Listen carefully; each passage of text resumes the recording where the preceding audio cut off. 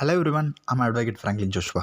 ஏற்கனவே இந்த கிராம பஞ்சாயத்தை பற்றி பார்த்தங்களா? 243 அப்படியே அந்த லைன்லேருந்து ஓ வரைக்கும் பார்த்தோமா, அதோட கண்டினியூட்டி பிலேருந்து, விச் மீன்ஸ் ஃபஸ்ட்டு பார்த்தது கிராம அளவில், இப்போ நகர் லெவலில். இப்போ நம்ம எல்லாருக்குமே நல்லா தெரிஞ்சிருக்கோம் 74th அமெண்ட்மெண்ட் அப்படின்னாலே நகர்பாலிகா அப்படின்னு சொல்லலாம். ஏன்னா நகரத்தை பற்றி வருதுன்னு.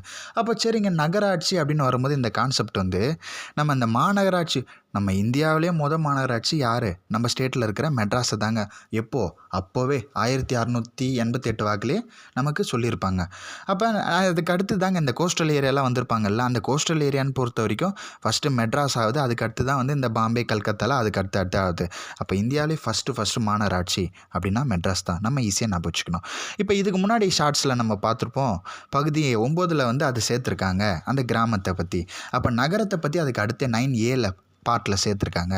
சரி சார், அது ஓல முடியுதா? அப்போ இது பிலேருந்து ZG வரைக்கும் வருது. இது எப்படி சார் லைனாக இருக்கிறத டக்குன்னு ஒரு ஷார்ட்கட்டில் ஞாபகம் வச்சுக்கலாம் அப்படின்னா, 243 இந்த ஸ்க்ரீனில் உங்களுக்கு தெரியும் பாருங்கள். எப்பவுமே ஃபஸ்ட்டு எதை ஆரம்பித்தாலும் ஃபஸ்ட்டு வந்து அதை பற்றி ஒரு டெஃபினேஷன் தான் இருக்கும். இப்போ 243 பி அப்படின்னு இருக்கா, என்னங்க பீனா ஃபார் பேராகிராஃப் அப்படின்னு வச்சுக்கலாமா? அப்போ அந்த சொற்பொருளுக்கான விளக்கங்கள் அப்படின்னு நம்ம ஈஸியாக ஞாபகம் வச்சுக்கலாம். அண்ட் தென் நெக்ஸ்ட்டு 243 கியூ பாருங்கள். கியூ ஃபார், இப்போ க்யூவில் நில்லு, வரிசையில் நில்லு அப்படின்னு சொல்லுவோமா? வரிசையாக நின்னா ஒரு அமைப்பாக இருக்குமா? அப்போ ஒரு நகராட்சியோட அமைப்பு அப்படின்னு நம்ம ஈஸியாக ஞாபகம் வச்சுக்கலாங்களா? Next 243 R. இந்த ஆரை பொறுத்த வரைக்கும் ஆறு யார், என்னப்பா யார் அப்படின்னுவோமா? அந்த மாதிரி ஞாபகம் வச்சுக்கலாமா? அப்போ நகராட்சி உறுப்பினர்கள் அமைத்த அந்த ஒரு ஆர்கனைசேஷன் மாதிரி நம்ம இருக்கட்டும். நெக்ஸ்ட்டு எஸ்ஸை பொறுத்த வரைக்கும் ஸ்ட்ரக்சர் அப்படின்னு ஞாபகம் வச்சுக்கலாங்களா? ஒரு வார்டு குழு இருக்குது, அதோட அமைப்பு இருக்குங்களா? அந்த அமைப்பு வேறு என்னெல்லாம் வச்சுக்கலாம்? சிம்பிளாக அதில் ஏற்படுத்துகிற மாதிரி ஒரு இதை ஞாபகம் வச்சுக்கலாம். நெக்ஸ்ட்டு டி ஃபார் டெண்டர் அப்படின்னு ஞாபகம் வச்சுக்கலாங்களா? டெண்டர்னால் ஒதுக்கீடு, அப்போ இடஒதுக்கீடு ஒருத்தவங்க ஒதுக்கீடு பண்ணுறோம் அப்படின்னு ஞாபகம் வச்சுக்கலாங்களா?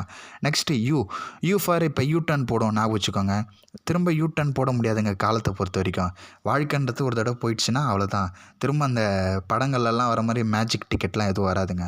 அப்போ நகராட்சியோட அந்த பதவிக்காலம் அப்படின்னு ஈஸியாக ஞாபகம் வச்சுக்கலாங்களா? காலம் வந்து நோ ரிட்டன், யூ டர்ன் அப்படின்னு ஞாபகம் வச்சுக்கோங்க. நெக்ஸ்ட்டு வியை பொறுத்த வரைக்கும் விடுதல் அப்படின்னு ஞாபகம் வச்சுக்கலாமா? ஒரு தடவை கீழே விழுந்து கை கால் ஒஞ்சிக்கிச்சுன்னா கயிறில் எப்படிங்க ஏற்ற முடியும்? அப்போ போலீஸுக்கு தகுதி இல்லைல்ல, நம்ம விழுந்துட்டா தகுதி இல்லை அப்படின்னு ஞாபகம் வச்சுக்கலாமா? அப்போ 243 உறுப்பினர்களின் தகுதி இழப்புகள். நெக்ஸ்ட்டு டபிள்யூ பொறுத்த வரைக்கும் ஒரு ஒர்க்குக்கு போகிறோன்னா அது அதிகாரமாக இருக்கணும், நல்ல ஸ்ட்ராங்காக இருக்கணும், பொறுப்பு, ரோல்ஸ் அண்ட் ரெஸ்பான்சிபிலிட்டி நமக்கு வருது இல்லை. அப்போ டபிள்யூ ஃபார் ஒர்க் அப்படின்னு ஈஸியாக ஞாபகம் வச்சுக்கலாங்களா? நெக்ஸ்ட்டு எக்ஸ் ஞாபகம் வச்சுக்கலாம். எக்ஸை பொறுத்த வரைக்கும் எப்படிங்க தெரியுது? தப்பு மாதிரி தெரியுதா? அந்த தப்பு பண்ணால் வரி அப்படின்னு ஞாபகம் வச்சுக்கலாமா? அங்கே தும்மனா வரி அப்படின்னு கிராமத்தில் பார்க்கும், இங்கே நகரத்தில்